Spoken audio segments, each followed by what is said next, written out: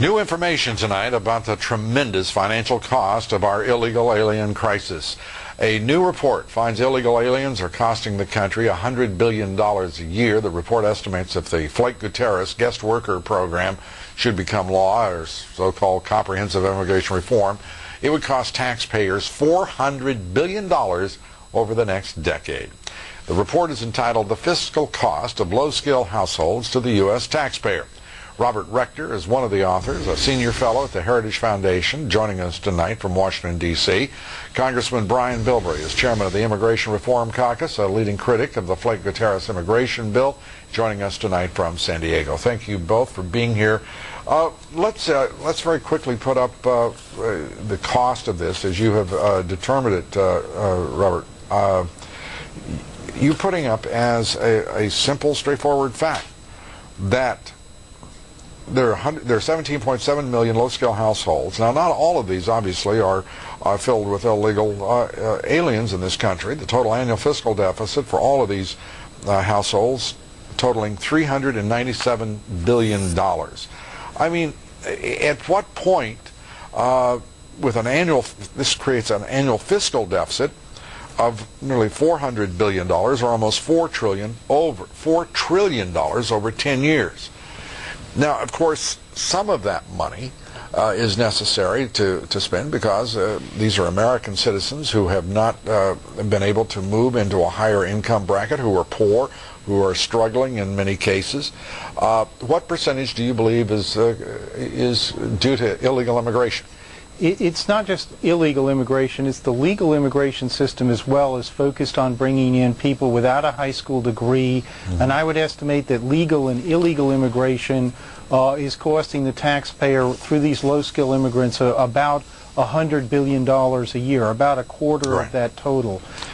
Increasingly, the low-skill part of our population is a part that we're deliberately importing. We've imported over 11 million high school dropouts in the last 20 years. They cost the taxpayer a bundle. Well, Congressman Bilbray, how do you react to that? I have to tell you, I am far less concerned if it's a matter of legal immigration. We're bringing in people with various levels of skills and education. One assumes we're doing so out of a sense of the national interest and our needs as a nation. But the illegal immigration is perplexing at the very least, isn't it?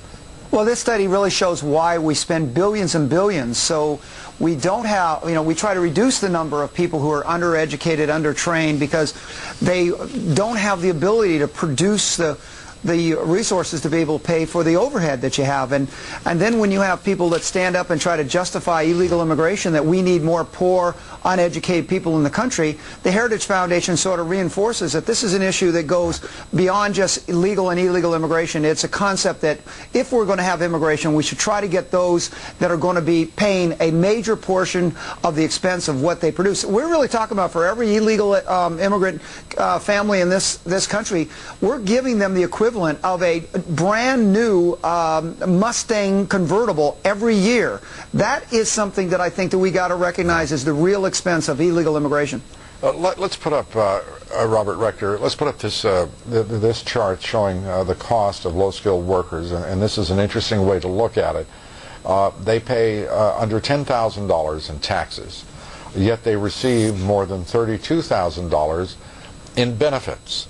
The tax burden, obviously, is the difference between the two, and that is an impressive number, but it rises to over $1 million over the lifetime of such workers.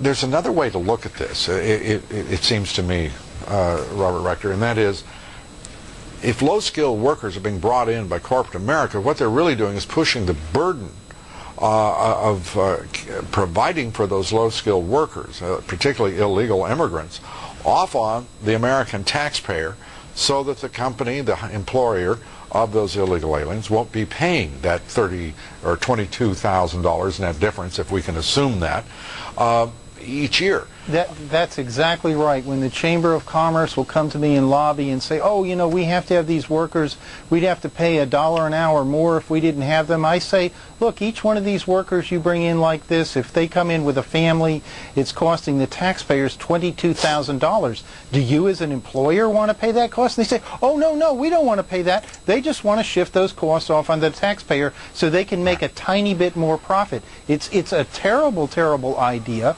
and we have a very generous system. For people born in the United States, we support them through welfare, we subsidize their Social Security, we give basically free education for their kids.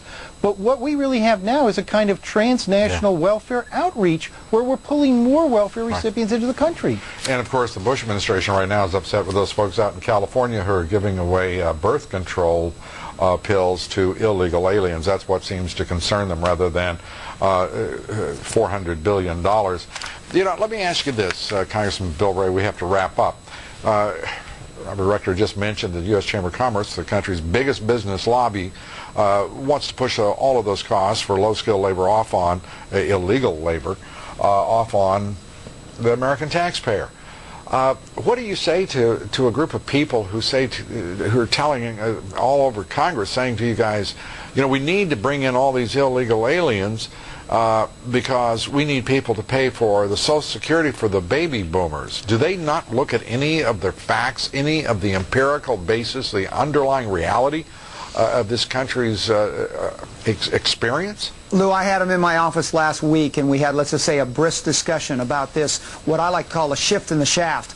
And no, the excuse really is the fact that it's good for us right now and our group, and they don't look at the long-term impact, especially the impact not just on our budget and our fiscal crisis that we've run into in this country, but what about our grandchildren's fiscal stability? This is not sustainable, as we would say in the environmental community.